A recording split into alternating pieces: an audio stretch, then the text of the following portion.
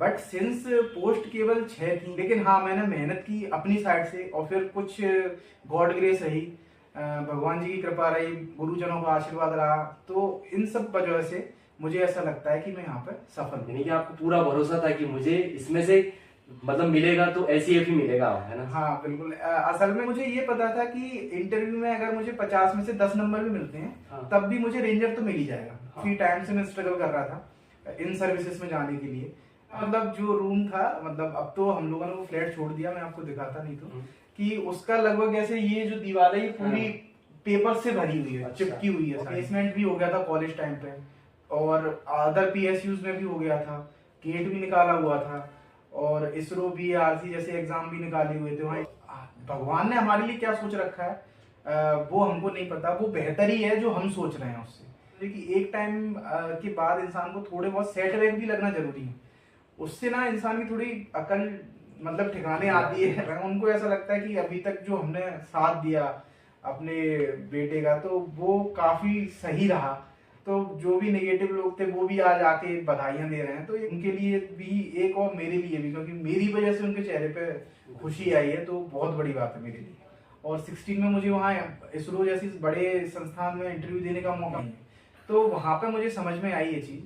तो वो एक कहना चाहिए कि मेरी आंखें खोलने वाला मोमेंट था मेरे लिए, कि अब मैंने कहा यहाँ से समझ जाओ, नहीं तो फिर आगे समझने का मौका नहीं मिलेगा। वो चीज़ एक मैं हमेशा से सोचता हूँ, क्योंकि मैं काफ़ी दुखी भी रहा, रोया भी कि यार ऐसे कैसे हो सकता है। और हर एस्पिरेंट के पास, किसी के पास कोई छोटी अपॉर्चुनिटी होती है, किसी के पास कोई बड़ी अपॉर्चुनिटी होती है। सबसे बड़ा तो यही होता है कि आपको उस सर्विस में जाना क्यों, हर किसी का अपना रीज़न होता है। मैंने एक्चुअली अपनी लाइफ में लगभग 8 से 10 इंटरव्यू दे चुका हूँ। एक ना एक दिन ऐसा जरूर आएगा कि आप अपने जो भी कर रहे हैं, जो भी एग्जाम दे रहे हैं, या एग्जाम नहीं भी दे रहे हैं, कुछ और कर रहे हैं, तो उसमें आप जहां पहुंचना चाह रहे हैं, जिन ऊंचाइयों पे, आप बहुत आराम से पहुंच जाएंगे, क्योंकि आपको खुद विश्वास नहीं होगा कि बहुत अच्छा लगा आपसे मिलके, मतलब इतनी खुशी हो रही है कि बता नहीं सकते, क्योंकि आपका जो संघर्ष रहा है, इनर मोटिवेशन आता है कि नहीं हम भी मतलब कुछ ना कुछ तो कर सकते हैं, अगर आप इतना पेशेंस के साथ में अपने लक्ष्य को प्राप्त कर सकते हैं।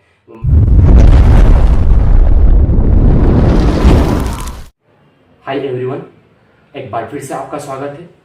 एक और नया इंटरव्यू आपके सामने लेकर आए हैं, जिसमें नया संघर्ष होगा, नई कहानी होगी, सारा हम इस वीडियो के माध्यम से आपको बताने वाले हैं। हमारे सामने सर सचिंद्र सिंह तोमर सर हैं, जिनका एसीएफ में 3rd रैंक है।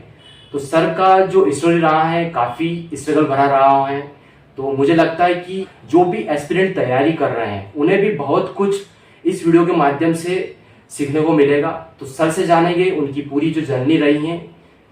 सबसे पहले सर का परिचय करवाना चाहिए। सबसे पहले तो मैं धन्यवाद करना चाहूँगा आपका। मेरा नाम सचिंद्र सिंह तोमर है, और मैं ग्वालियर जिले से हूँ, और मैंने अपनी जो स्कूलिंग है वो मुरैना जिले के सरस्वती शिशु मंदिर से कंप्लीट की है। उसके बाद मैंने 2015 में मैकेनिकल इंजीनियरिंग से MITS ग्वालियर से 2015 में पास आउट किया। पास आउट होते ही हमारा कैंपस प्लेसमेंट भी हो गया था, लेकिन क्योंकि मुझे गवर्नमेंट सर्विस में जाना था, तो मैं यूपीएससी में इंजीनियरिंग सर्विसेज की प्रिपरेशन करने दिल्ली चला गया। वहाँ पे 2017 में मैं जो इंटरव्यू राउंड तक पहुँचा वहाँ पे, लेकिन वहाँ पे किसी कारणवश जो फाइनल जो लिस्ट है उसमें मेरा नाम नहीं था, तो वो एक काफ़ी बड़ा सेटबैक था मेरे लिए।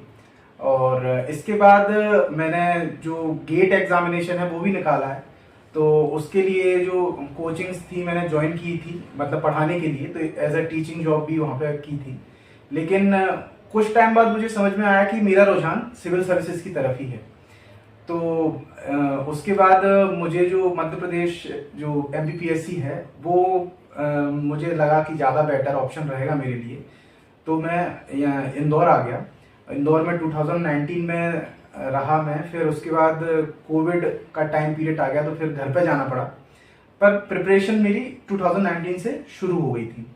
उसके बाद यहाँ पे आने के बाद मुझे जब राज्यवंश सेवा के बारे में पता चला कि ये एक ऐसी सर्विस है कि यहाँ पे हम जो अगर ACF पोस्ट से जाते हैं तो विद इन 10 to 12 ईयर्स आपको IFS में प्रमोट हो जाते हैं इन जनरल।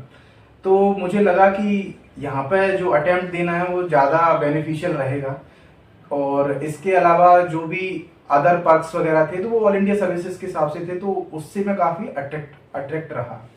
तो उसके बाद जब मैंने प्रिपरेशन शुरू की तो सिंस 2020 का जो राज्य वन सेवा का नोटिफिकेशन आया था उसमें 6 ACF की पोस्ट थी और 90+ रेंजर्स की पोस्ट थी। तो जब मैंने प्रिपरेशन स्टार्ट की, क्योंकि सिलेबस नया था, चेंज हुआ था, तो उसमें कुछ सब्जेक्ट ऐसे थे जैसे फॉरेस्ट्री की 4 यूनिट थी तो वो नई ऐड हुई थी। मतलब मेरे लिए काफ़ी नया था फॉरेस्ट्री, क्योंकि कभी पढ़ा नहीं था, मेरा टेक्निकल बैकग्राउंड था। तो उसके लिए मैंने कोचिंग की हेल्प ली। कोचिंग से मैंने जो पहले लेक्चर्स वगैरह थे तो वहाँ से मैंने वो कंप्लीट किया। उसके बाद अपने खुद के शॉर्ट नोट्स बनाए।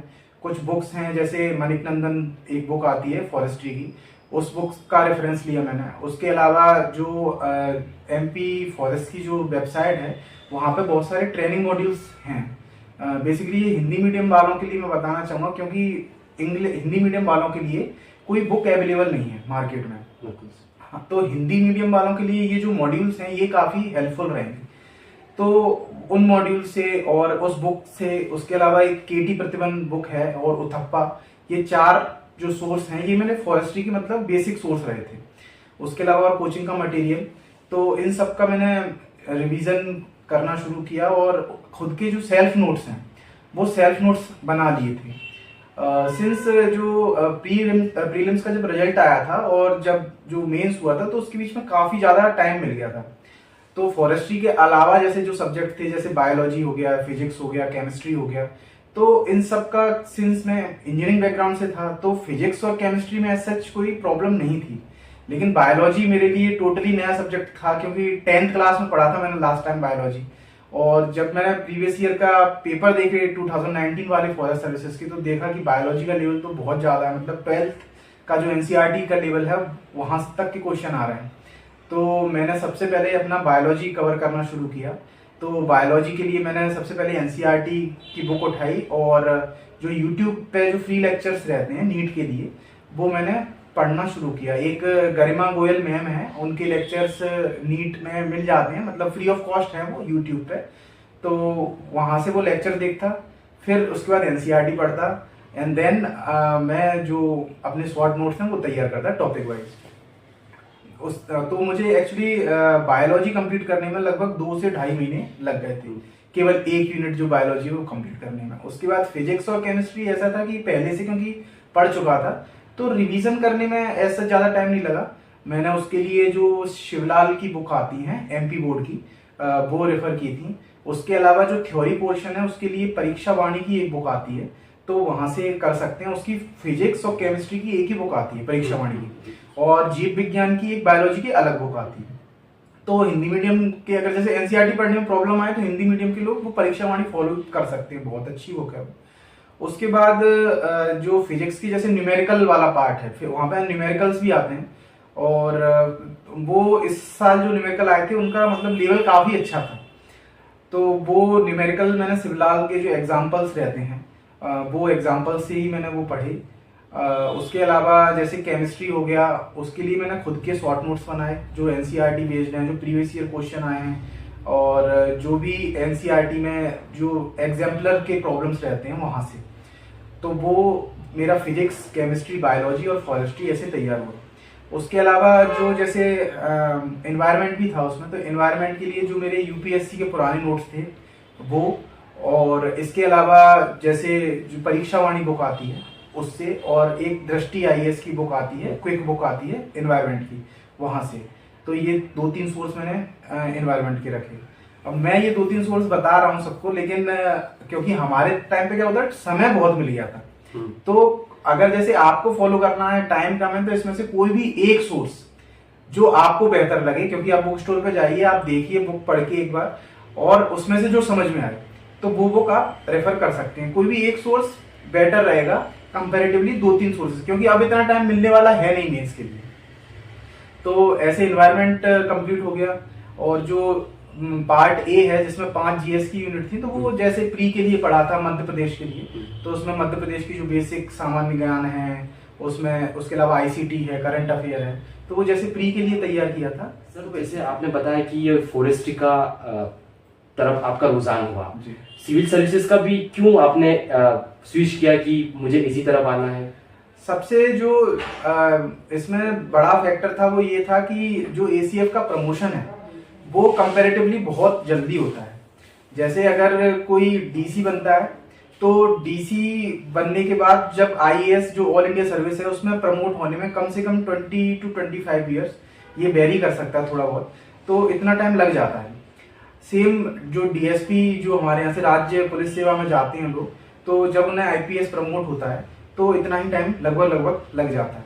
लेकिन ये जो तीसरी ऑल इंडिया सर्विस है, इंडियन फॉरेस्ट सर्विस, इसमें ऐसा है कि लगभग वैसे जो स्टैंडर्ड टाइम है वो 7 से 8 साल का है, लेकिन अगर जनरली हम देखें तो 10 से 12 साल में वहां पे प्रमोशन हो जाता है ऑल इंडिया सर्विस में। तो और उसके अलावा हम देखें तो रिसोर्स रिच डिपार्टमेंट है और जितना पब्लिक इंटरेक्शन जो सिविल्स में है उससे इसमें कम है, तो थोड़ा कहना चाहिए कि प्रेशर कम है। जो वर्किंग जो प्रेशर है वो कंपैरेटिवली कम होने की वजह से, और एक जो प्रमोशन सिनेरियो है और जॉब प्रोफाइल है वो काफी अच्छा था। तो इन सब कारणों की वजह से मैंने फॉरेस्ट 2020 में काफी सारी पोस्ट आई, मतलब बहुत फर्स्ट टाइम इतना पोस्ट आना मतलब ये रहता था, और उसमें आपने पता एसीएफ का 6 पोस्ट था, तो उसमें से शुरू से ही आपका रुझान था कि मुझे कैसे भी करके इन 5-6 पोस्ट इन्हीं में आना है मुझे। शुरुआत में तो मतलब शुरू किया था, ऐसा पता नहीं था क्योंकि फॉरेस्ट्री मेरे लिए काफी नया था। लेकिन जब जैसे फॉरेस्ट्री 1-2 बार जब कंप्लीट हो गया, मतलब लगभग 1-1.5 महीने में मैंने एक बार पूरा पढ़ लिया था फॉरेस्ट्री, तो उसके बाद मुझे ये समझ में आ गया था कि मतलब मैं कहीं पे भी लैग नहीं करूंगा यहाँ पे। जैसे पहले ये रहता था कि जैसे कोई एग्रीकल्चर बैकग्राउंड से है, जिसने एग्रीकल्चर में बीएससी की है या फॉरेस्ट्री में ही बीएससी कर रखी है, तो उनको ज्यादा आता होगा कंपैरेटिवली, तो मैं कैसे उन लोगों को बीट कर पाऊंगा। तो वहां पे ये चीज थी कि जो मेरा मतलब पेशेंस था कि मैंने बहुत अलग से टाइम रखा फॉरेस्ट्री पढ़ने के लिए, और मैंने खुद के शॉर्ट नोट्स बनाए। तो जिससे क्या हुआ कि रैपिड जो रिवीजन होते हैं, जो उसकी टर्मिनोलॉजीज होती हैं, जो एमसीक्यू प्रैक्टिस की, तो वहां से एक कॉन्फिडेंस बिल्डअप होता गया। फिर उसके बाद जैसे मेंस से पहले मैंने काफी जगह टेस्ट सीरीज ज्वाइन की थी। मैंने कौटिल्य में भी टेस्ट दिए थे, वेदांत में भी टेस्ट दिए थे, उसके अलावा बहुत सारी ऑनलाइन कोचिंगों में भी दिए थे। एक हमारा ग्रुप था ऑनलाइन टेलीग्राम पे, वहां पे भी टेस्ट चलते थे। तो शायद स्टूडियो करके नाम है उनका, जो हमारे साथ रेंजर सिलेक्ट हुए शुभम शर्मा, वही चलाते हैं वो टेस्ट सीरीज। तो उनकी टेस्ट सीरीज भी वो भी बहुत काफी मतलब हेल्पफुल रही थी। तो इतने सारे टेस्ट देने के बाद ओवरऑल मुझे यही लग रहा था कि हाँ मैं अच्छी जगह स्टैंड कर रहा हूँ। बट सिंस पोस्ट केवल 6 थी और उसमें से भी अनरिजर्व की केवल 3 पोस्ट थी, तो केवल 3 पोस्ट के लिए कोई नहीं बता सकता कि कौन सा मिलेगा कौन सा नहीं मिलेगा। लेकिन हाँ मैंने मेहनत की अपनी साइड से, और फिर कुछ गॉड ग्रेस रही, भगवान जी की कृपा रही, गुरुजनों का आशीर्वाद रहा, तो इन सब वजह से मुझे ऐसा लगता है कि मैं यहाँ पे सफल हूँ। यानी कि आपको पूरा भरोसा था कि मुझे इसमें से मतलब मिलेगा तो एसीएफ ही मिलेगा, है ना? हाँ बिल्कुल। असल में क्या था कि जैसे जब इंटरव्यू देने जा रहे थे तो मेरे मेंस में 300 प्लस मार्क्स थे, 306 आए हैं मेरे उसमें मेंस में 450 में से। तो मुझे ये पता था कि इंटरव्यू में अगर मुझे 50 में से 10 नंबर भी मिलते हैं, हाँ, तब भी मुझे रेंजर तो मिल ही जाएगा। हाँ, मतलब तो वहां पे एक ये पॉजिटिव आउटलुक था कि भाई जॉब तो मिल गई, कोई दिक्कत नहीं है। तो वहां से जब, क्योंकि 26 तारीख को हुआ था मेरा इंटरव्यू, तो एक जो मतलब पॉजिटिव बॉडी लैंग्वेज कहेंगे जिसको, कि मेहरा सर का मेरा बोर्ड था, 26 तारीख को इंटरव्यू था। तो जैसे ही मैं मतलब क्योंकि मेरा दूसरा नंबर था उस दिन, तो मैं जैसे ही एंट्री लेता हूँ तो जो पॉजिटिव बॉडी लैंग्वेज की वजह से मुझे ऐसा लग रहा है काफी बेनिफिट हुआ। क्योंकि मेरे बोर्ड में जनरली जो 80% क्वेश्चन में कहूंगा तो मेहरा सर से इंटरेक्शन हुआ। मतलब जो उनके साथ में जो अदर पैनलिस्ट बैठे थे उन्होंने केवल 1-2 क्वेश्चन पूछे, और मेनली सारे क्वेश्चन मेहरा सर नहीं पूछे। तो मुझे ऐसा लगता है कि उस दिन क्योंकि एक तो ये पॉजिटिव बॉडी लैंग्वेज और दूसरा जो पहले पढ़ रखा था तो नॉलेज काफी इकट्ठी हो गई थी। फिर यूपीएससी की क्यों प्रिपरेशन की थी, तो सिंस मेहरा सर ने पूछा भी था कि उनको ऐसा शायद लगा होगा बोलचाल से या बातचीत से, तो उन्होंने पूछा कि क्या यह आपका पहला साक्षात्कार है। तो मैंने बताया उनको कि ये जो मध्य प्रदेश लोक सेवा आयोग है यहाँ पे मेरा पहला साक्षात्कार है सर, लेकिन इससे पहले मैं जो संघ लोक सेवा आयोग है वहां पे दे चुका हूँ साक्षात्कार। तो ये एक कहना चाहिए कि पॉजिटिव रहा मेरे इंटरव्यू में काफी। और क्योंकि मैंने अपनी हॉबी में योगा लिख रखा था, तो योगा से काफी देर तक डिस्कशन चला सर के साथ, और सर का भी रुझान है ऐसी चीजों में। तो सर ने जो अष्टांग योग के जो 8 पार्ट होते हैं, जो यम नियम आसन प्राणायाम प्रत्याहार धारण ध्यान समाधि, तो उस पर डिस्कशन काफी देर तक चलता रहा। उसके बाद सिंस मैं SBM से हूँ, सरस्वती शिशु मंदिर से मेरी स्कूलिंग हुई है, तो उस पर भी काफी देर तक डिस्कशन चला कि इनका संचालन कौन करता है और अन्य विद्यालयों के तुलना में या कैसे भिन्न है। तो ये जो ओवरऑल एक था एक्सपीरियंस इंटरव्यू का, तो इंटरव्यू देने के बाद मुझे फील हो रहा था कि हाँ, कि भाई कुछ तो बेहतर है। मतलब मैं जो सोच रहा था उससे बहुत अच्छा गया है, और हाँ अब बहुत हाई चांसेस हैं कि हाँ ACF मिल जाएगा। और एट लास्ट जब रिजल्ट आया तो उस दिन काफ़ी मतलब अच्छा रहा, कि मैं तो यही कहूँगा क्योंकि काफ़ी टाइम से मैं स्ट्रगल कर रहा था इन सर्विसेज में जाने के लिए। हालांकि इससे पहले और मौके भी मिले हैं मुझे, जैसे ADA में मैंने आपको बताया कि जैसे हुआ था, एयरक्राफ्ट डेवलपमेंट अथॉरिटी जो है DRDO के अंडर आती है, उसमें प्रोजेक्ट मैनेजर के लिए हो गया था मेरा। बट सिंस वो जॉब लोकेशन बेंगलोर थी, और क्योंकि सिंस वो एक PSU के कैटेगरी में आ रही थी, तो इसलिए वो मैंने ज्वाइन नहीं की। इसके अलावा गोवा शिपयार्ड लिमिटेड में भी हुआ था, लेकिन जॉब तो रही काफ़ी सारी, बट ये था कि एक जो सिविल सर्विसेज वाली जो फीलिंग है कि वहाँ पे जाके हम कुछ कर सकते हैं, नया कर सकते हैं, जो अथॉरिटी होती है। केवल ये वाली बात नहीं कि सैलरी अच्छी हो या ये सब हो, इन सब चीज़ों से थोड़ा ऊपर उठ के, तो उस तरह मतलब काफ़ी टाइम लग गया सफलता पाने में, लेकिन देर आए दुरुस्त आए। काफ़ी अच्छा रहा ये जर्नी, काफ़ी अच्छी रही और काफ़ी स्ट्रगलिंग भी रही। अपार्ट फ्रॉम जो इंजीनियरिंग से 2090 है वो तो एक तरफ, ये 2019 से और ये 2023, क्योंकि 2020 में नोटिफिकेशन आया था, और 2020 के नोटिफिकेशन का फाइनल रिजल्ट आज 2023 में आया है। तो ये 3 साल का गैप की, और उसमें बीच में अनसर्टेनिटी कि प्री होगा कि नहीं होगा, फिर प्री हो गया तो मेंस होगा कि नहीं होगा, फिर अब पता नहीं क्या होगा, लिस्ट कैंसिल होगी नहीं होगी, फिर उसके बाद एट लास्ट इंटरव्यू भी हुआ, फिर रिजल्ट भी आया। तो मतलब एक ये कहना चाहिए जो पेशेंस है लेवल, उसमें मतलब घर वालों का भी मेरे बहुत सपोर्ट रहा, क्योंकि जब भी मैंने ऐसा कुछ सोचा कि मैं जॉब कर लेता हूँ, क्योंकि बीच में मैंने अनअकैडमी में जो नीट के लिए फिजिक्स का जो जो ट्यूटर रहता है उसके लिए भी अप्लाई किया था, तो वहाँ भी हो गया था मेरा। तो बट वो तब तक यहाँ पे मेंस की डेट आ गई थी, तो फिर मैंने ज्वाइन नहीं किया उसको। तो ओवरऑल तो यही था कि घर वालों के सपोर्ट के बिना तो कुछ हो ही नहीं पाता, लेकिन हाँ मतलब अपार्ट फ्रॉम इट कि मेरा जो पेशेंस लेवल है और जो साथ में जो फ्रेंड सर्कल था, मतलब उन लोगों ने भी काफ़ी सहयोग किया। मतलब जैसे जब मेरा एग्ज़ाम जब मेंस था, तो मैंने फ्लैट में रहता था, तो मैंने मतलब अपना रूम अंदर से लॉक, ज़्यादातर लॉक ही रहता था, और मैंने बोल रखा था अपने फ्रेंड को कि जैसे कोई भी टिफिन विफिन कोई कुछ भी आए तो आप बाहर ला के रख दो। और जनरली हम लोग क्या करते हैं, साथ में बैठ के खाते थे। तो मैंने बोला कि मेरा वेट मत करना क्योंकि बहुत बार ऐसा होता है कि आपकी साइकिल ही चेंज हो जाती है, आप कभी सो रहे हो कभी जाग रहे हो, तो एग्जाम टाइम पे ऐसा जनरली होता है। तो सभी का मैं कहूँगा कि आशीर्वाद रहा, बड़े लोगों का जितने भी थे, और सभी जो दोस्त थे उनका सहयोग रहा, तो उसके बाद ही ऐसी सफलता मिल पा रही। सर जैसे आपने बताया कि आपका, मैं शेड्यूल के बारे में जानना चाहूँगा, मतलब क्या शेड्यूल रहता था आपका पढ़ने का, कितने समय अपने पढ़ाई में लगे रहते थे आप? शेड्यूल में 2 टाइप होते थे कि एक तो वो वाला शेड्यूल जब एग्जाम डेट आई नहीं है, क्योंकि वो भी एक बहुत इंपॉर्टेंट पार्ट है, और एक जब एग्जाम डेट आ जाती थी। तो जब एग्जाम डेट नहीं आई थी तो जनरली मैं लाइब्रेरी मतलब ज्वाइन कर लेता था, और लाइब्रेरी में जाके अपना लगभग 8 से 9 घंटे निकाल लेता था। और जब एग्जाम डेट आ जाती थी तो उसके बाद, क्योंकि प्री में भी ऐसा ही हुआ था, एक बार पोस्टपोन हुआ, फिर दूसरी बार हुआ, मेंस में भी ऐसा ही हुआ काफी बार। तो जब एग्जाम डेट आ जाती थी तब मैं अपना रूम पे सब कुछ शिफ्ट कर लेता था, और मेरी जनरली क्या आदत थी कि मैं जो स्लिप्स होती हैं, पेपर होते हैं, उनको लिख के दीवार पे स्टिक करके पढ़ता था। तो मेरा मतलब जो रूम था, मतलब अब तो हम लोगों ने वो फ्लैट छोड़ दिया, मैं आपको दिखाता नहीं तो, कि उसका लगभग ऐसे ये जो दीवार है ये पूरी पेपर से भरी हुई है, अच्छा। चिपकी हुई है सारी।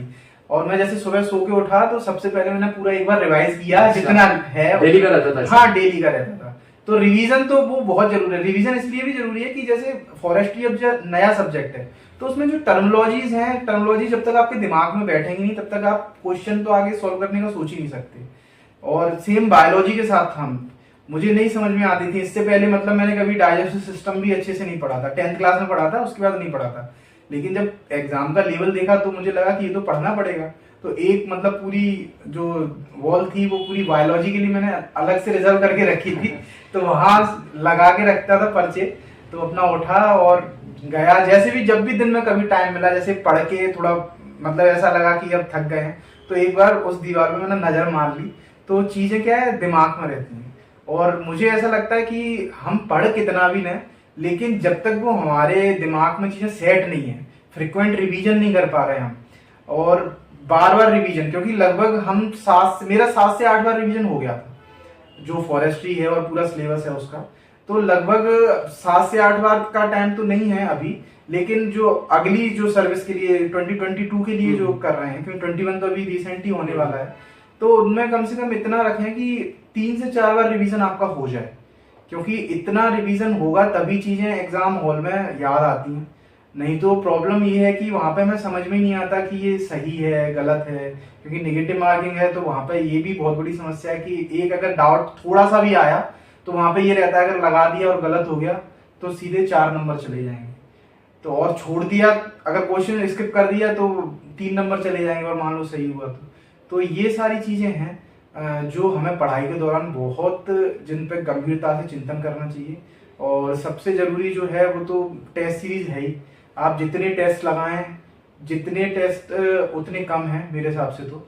और एक टाइम के बाद आप बुक से इतना ज्यादा पढ़ नहीं सकते, क्योंकि बुक से क्या रिजल्ट नहीं मिलता इससे ज्यादा। आप सेम चीज रिवाइज करेंगे, सेम चीज वो एक बार आपके दिमाग में सेट हो गई, इसके बाद कोशिश करें कि अलग अलग कोचिंग संस्थानों में जहां भी मिल रही है, मैं कह रहा हूँ जीरोक्स शॉप पे भी अगर कोई टेस्ट सीरीज मिल रही है और आप 1-2 पेपर देख लें उसका कि क्या स्टैंडर्ड है, फिर उसके बाद आप मिलान कर लें। क्योंकि इसमें दिक्कत क्या है कि ये पैटर्न रिसेंट चेंज हुआ है, तो प्रीवियस ईयर क्वेश्चन बैंक जैसा कुछ ज्यादा अवेलेबल नहीं है। लेकिन हम यहाँ पे ये देख सकते हैं कि एक तो कोचिंग की टेस्ट सीरीज हो गई, इसके अलावा अदर स्टेट में भी एग्जाम होते हैं, जैसे छत्तीसगढ़ पीसीएस हो गया, उनका भी पैटर्न सेम है। राजस्थान पीसीएस हो गया, वहां भी जो राज्य वन सेवा होती है उनका पैटर्न सेम है। गुजरात का पैटर्न सेम है। तो इन राज्यों की आप आयोग उनके जाके वेबसाइट पर डायरेक्ट पेपर डाउनलोड करके प्रिंट आउट करके देख सकते हैं कि क्या क्वेश्चन का लेवल रहता है। और लगभग इन सभी का क्वेश्चन का जो स्टैंडर्ड रहता है वो 12th level, 12th plus graduation के बीच का मिक्स रहता है।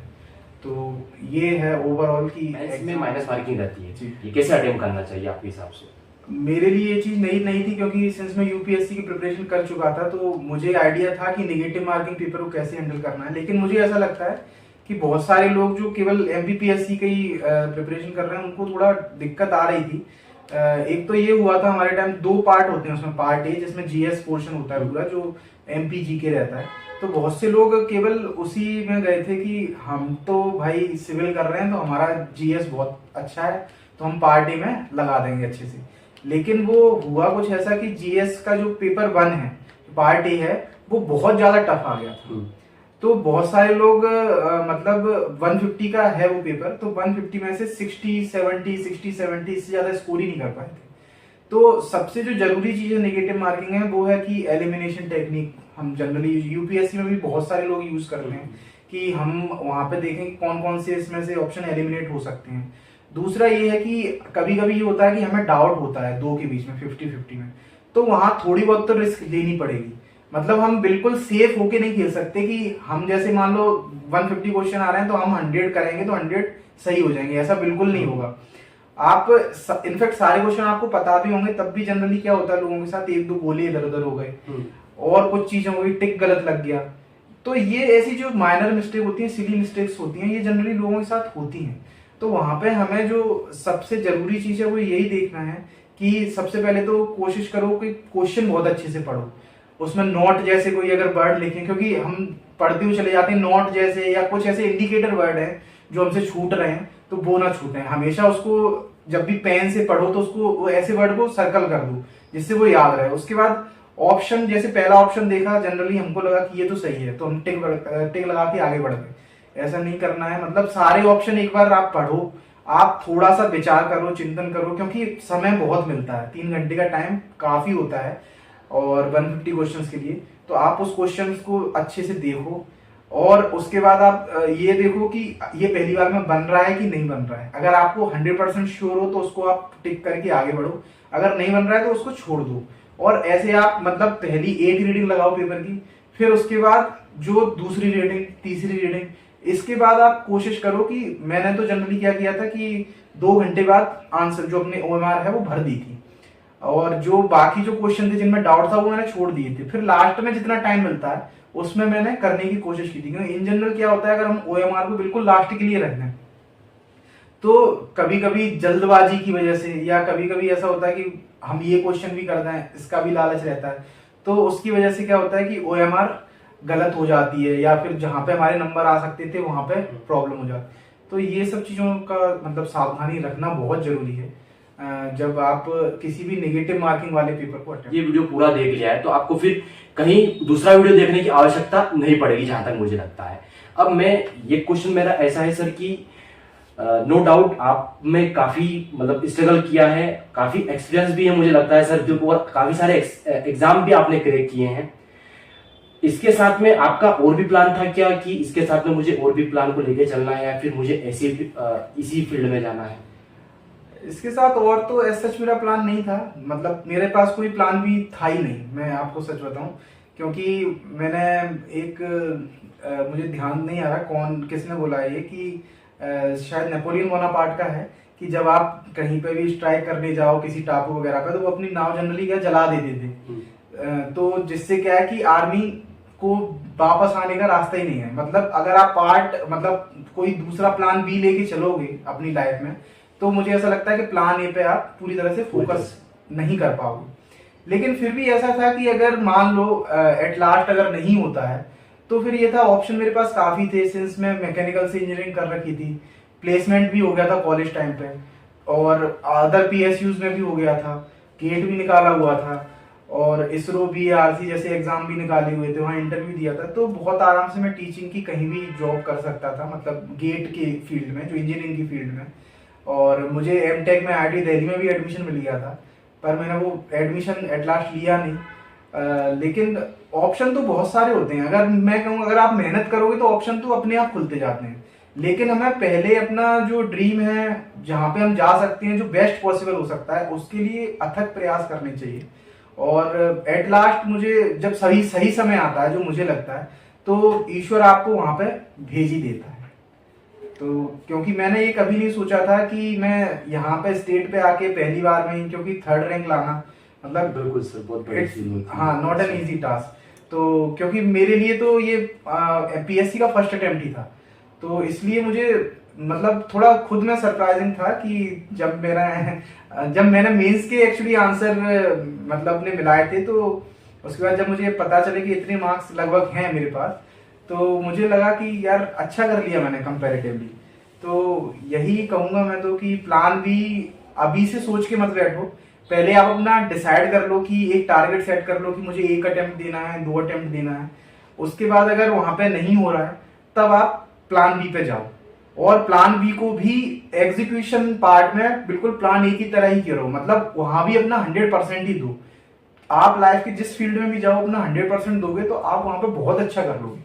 और अगर आप ये सोच के करोगे कि ये मेरी लाइफ में प्लान भी था, तो फिर मुझे ऐसा लगता है कहीं ना कहीं एक मन में गिल्ट रह जाती है कि नहीं मैं वहां पे ज्यादा अच्छा कर सकता था, या यहाँ पे नहीं हुआ तो यहाँ पे आ गया। क्योंकि यहाँ पे मुझे जो एक याद आ रहा है, मैंने विंग्स ऑफ फायर जो ऑटोबायोग्राफी है डॉक्टर APJ अब्दुल कलाम जी की, वो पढ़ी थी कॉलेज टाइम पे। तो उसमें भी ये था कि वो बचपन से फाइटर पायलट बनना चाहते थे, एयरफोर्स में जाना चाहते थे। और जब वो वहां से रिजेक्ट हो गए थे जो एयरफोर्स से, तो उसके बाद उनको ऑटोबायोग्राफी में ही लिखा है काफी निराशा हुई, उनको लगा कि यार ये तो कुछ भी नहीं रहा लाइफ में। लेकिन उस टाइम पे मतलब विंग्स ऑफ फायर उन्होंने बुक में खुद लिखा है कि हमको पता नहीं है कि डेस्टिनी ने हमारे लिए क्या सोच रखा है। क्योंकि एक टाइम ऐसा आया जब वो ये जो ICBM है उसके उनके प्रोजेक्ट डायरेक्टर रहे, और फिर हमारे राष्ट्रपति भी बने, और फिर राष्ट्रपति बन के उन्होंने फाइटर प्लेन खुद उड़ाया भी।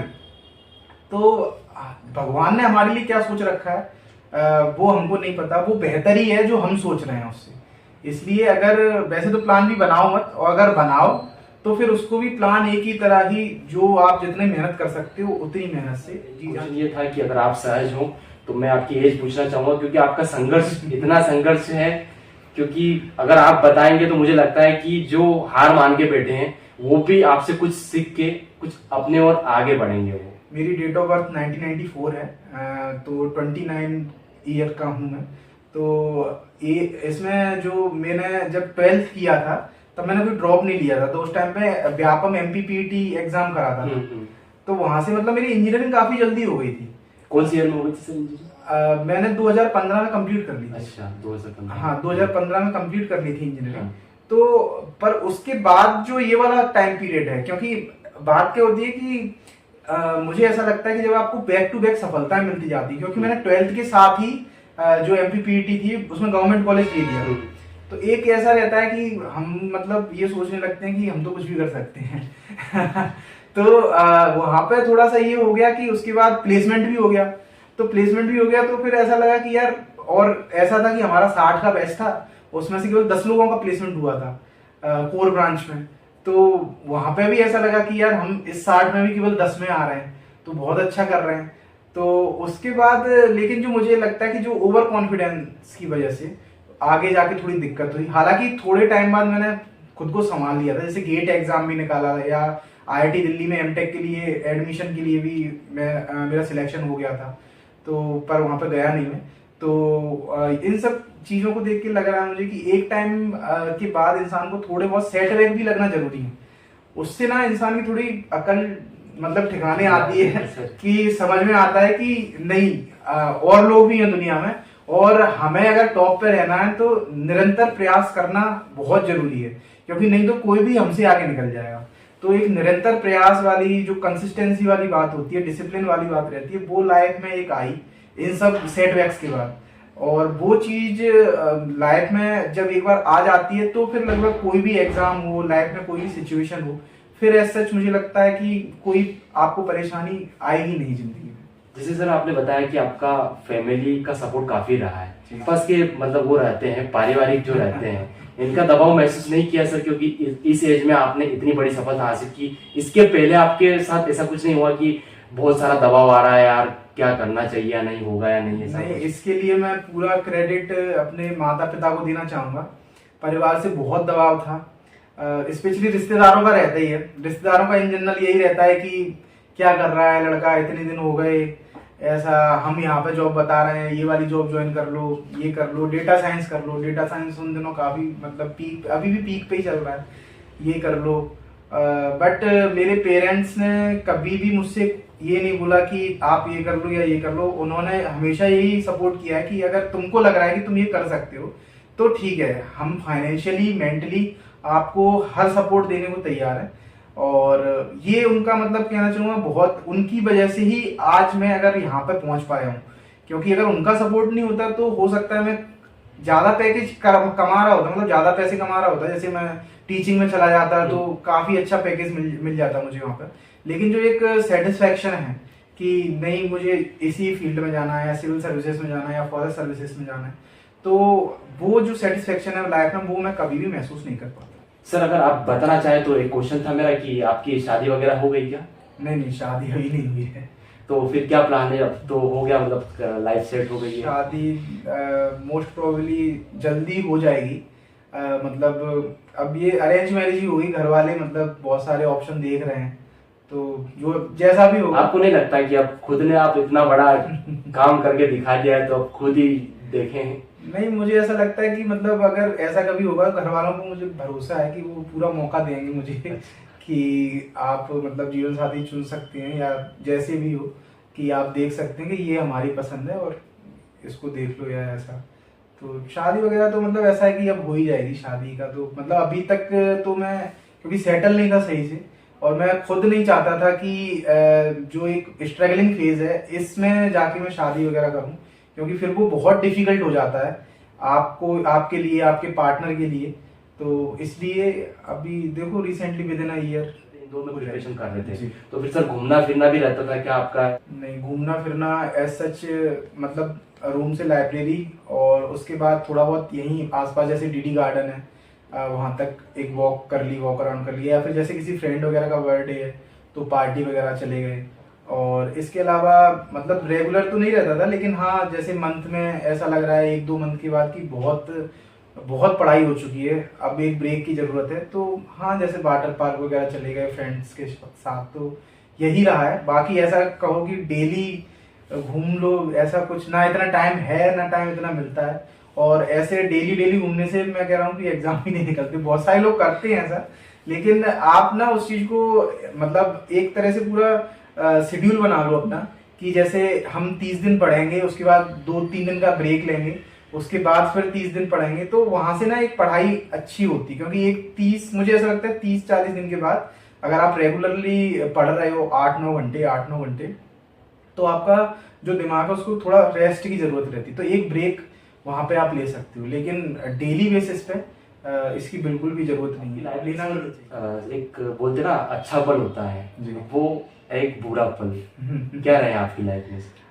अच्छा पल तो मैं जब मेरा रिजल्ट आया था, जो फाइनल रिजल्ट आया था, रात को मुझे अभी भी ध्यान है, शायद 9:30-10 बजे के आसपास आया था रिजल्ट। क्या कर रहे थे आप उस टाइम? मैं उस टाइम डिनर कर रहा था, और डिनर करके जस्ट हाथ धो के मैं जस्ट आया ही था, और मैंने एक्चुअली रिजल्ट नहीं देखा था, उससे पहले एक ग्रुप था मेरा टेलीग्राम पे, उस पर मुझे ध्यान नहीं है किसने, लेकिन उसमें किसने कांग्रेचुलेशन ACF लिख दिया था। अच्छा। हाँ, मुझे टैग करके, तो मुझे लगा कि हो गया, पर मैंने कहा कि एक बार मैंने कहा मैं अपने खुद से चेक कर लेता हूँ तो उसके बाद जब मैंने चेक किया तो फिर मतलब वो एक ऐसा पल था कि मतलब काफी, मतलब मैं तो ठीक है, मुझे तो खुशी हुई, साथ में पेरेंट्स को, जो क्योंकि मैं ग्वालियर ही था उस समय, उनके साथ ही था, तो उनकी खुशी देख के मैं थोड़ा और ज्यादा खुश हो गया।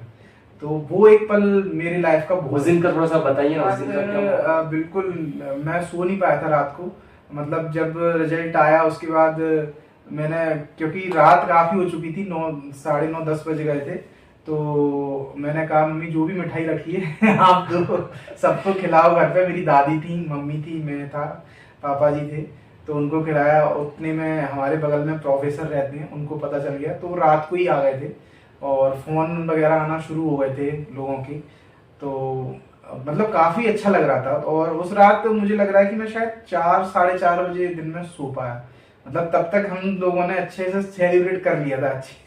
तो और फिर उसके अगले दिन फिर चालू हो गया कि मैंने सोचा अगले दिन सो लूंगा मैं, फिर जब लोगों का आना शुरू हुआ धीरे धीरे, फिर ये मतलब सिलसिला ऐसे कम से कम 10-12 दिन तक ऐसे चलता रहा, कहीं कोई आ रहा है, कहीं कोई आ रहा है। हमारे वहाँ पे जो SDO थे, जो अशोक नगर, वो भी आए थे, और भी काफ़ी लोग थे, अधिकारीगण, वो सब लोग भी आए थे। तो मतलब कुल मिला के काफ़ी अच्छा रहा।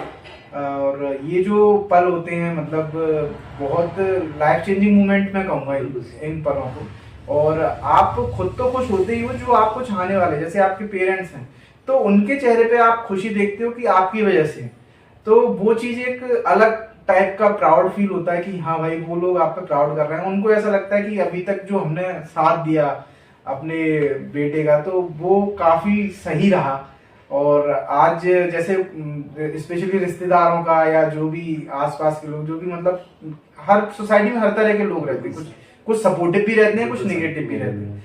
तो जो भी नेगेटिव लोग थे वो भी आज आके बधाइयां दे रहे हैं, तो एक उनके लिए वो बहुत अच्छी मतलब मैं कहूँगा मेरे, उनके लिए भी एक, और मेरे लिए भी, क्योंकि मेरी वजह से उनके चेहरे पे खुशी आई है, तो बहुत बड़ी बात है। मैंने एक्चुअली 2016 में इसरो का एक एग्जाम दिया था साइंटिस्ट पोस्ट के लिए, तो उसमें मेरा रिटन में हो गया था, और इंटरव्यू भी मेरा काफी अच्छा गया था। तो मुझे पूरे लग रहा था, और वो ये वही फेज था जब मैं ओवर कॉन्फिडेंस में था, क्योंकि 15 में मैं पास आउट हुआ था, और 16 में मुझे वहाँ इसरो जैसी बड़े संस्थान में इंटरव्यू देने का मौका मिला, वो भी ग्रुप ए सर्विस के लिए। जो साइंटिस्ट होता है उनका साइंटिस्ट सी को ग्रुप ए सर्विस होती है वहाँ पे। तो लेकिन जब वो रिजल्ट आया तो मतलब मुझे ऐसा लगता है कि वहाँ से मुझे ये समझ में आने लगा था कि मैं थोड़ा ज़्यादा हवा में हूँ थोड़ा मुझे इस चीज़ पे फोकस करना चाहिए कि मैं कहाँ स्टैंड कर रहा हूँ इस भीड़ के बीच में, क्योंकि कंपटीशन इज लाइक कि आप भीड़ में बैठे हो और आपको भीड़ में स्टैंड आउट होना है, और वो स्टैंड आउट होने के लिए आपको मेहनत करनी पड़ेगी, उसके अलावा और कोई उसका चारा ही नहीं है। तो वहां पे मुझे समझ में आई ये चीज, तो वो एक कहना चाहिए कि मेरी आंखें खोलने वाला मोमेंट था मेरे लिए, कि अब मैंने कहा यहाँ से समझ जाओ, नहीं तो फिर आगे समझने का मौका नहीं मिलेगा। तो फिर वो चीज एक मैं हमेशा से सोचता हूँ, क्योंकि मैं काफी दुखी भी रहा, रोया भी कि यार ऐसे कैसे हो सकता है, मेरा इतना अच्छा इंटरव्यू दिया था वहां पे और मुझसे तो सब अच्छे क्वेश्चन ही पूछे थे, मैंने सारे आंसर सही दिए थे।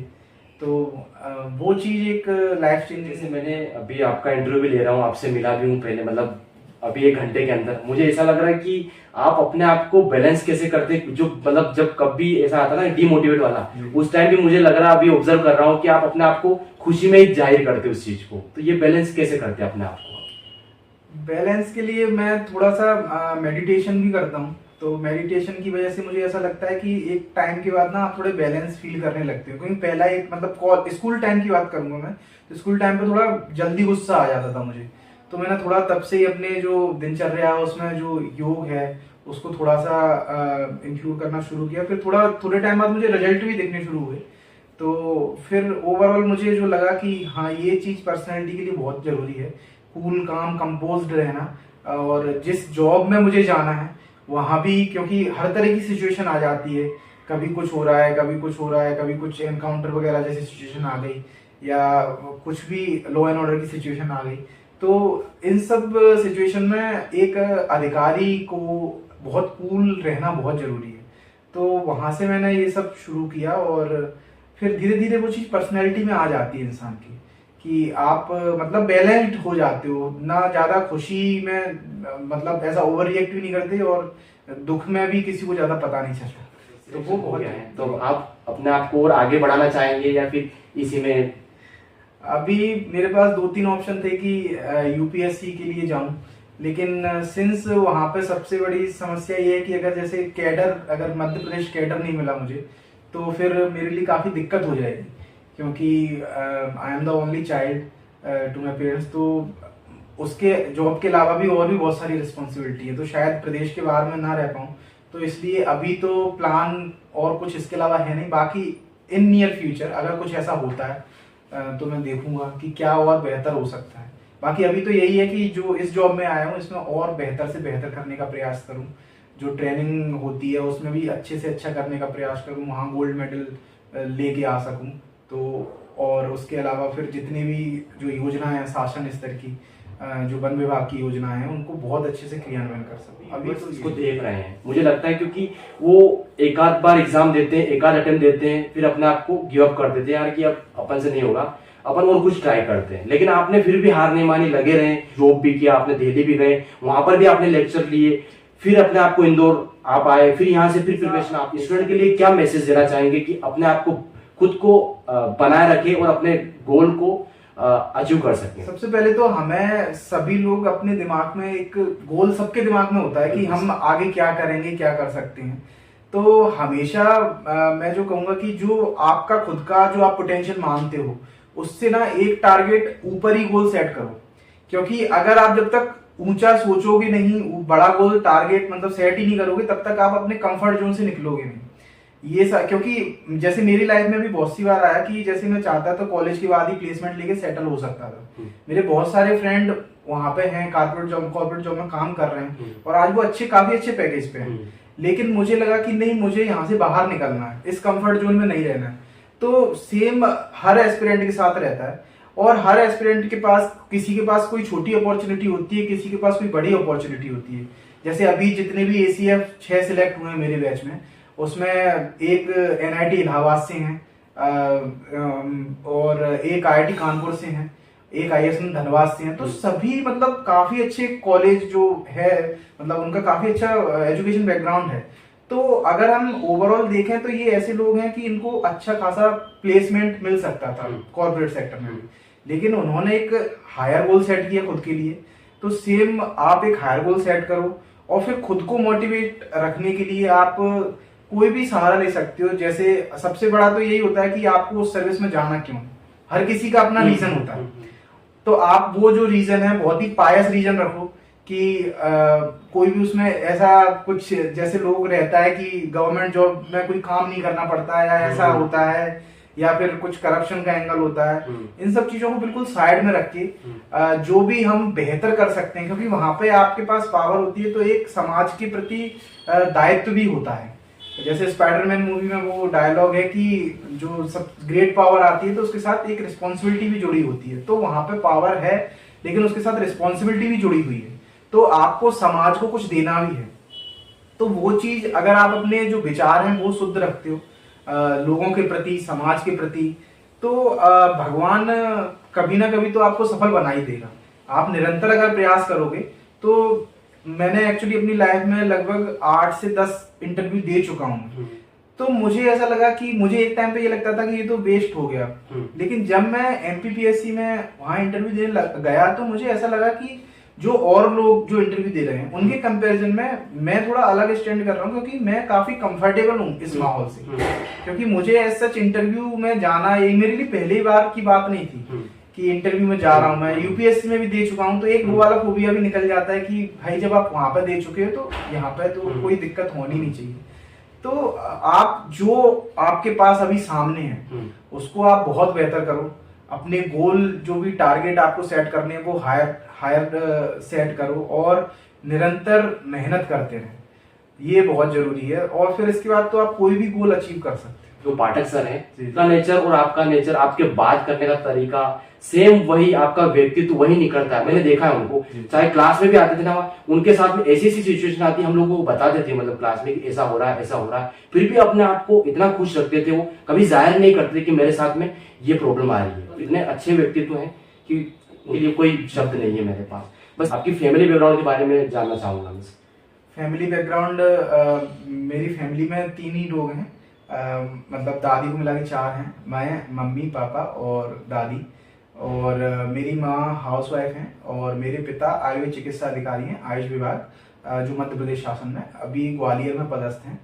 और इसके अलावा मतलब बाबा जी मेरे पहले पुलिस में थे और वो कैंसर से पीड़ित थे, तो उनकी काफी जल्दी डेथ हो गई थी। अच्छा। हाँ, तो पापा ने ही, मतलब जैसे चाचा जी वगैरह हैं और परिवार है, तो उनको काफी संभाला था।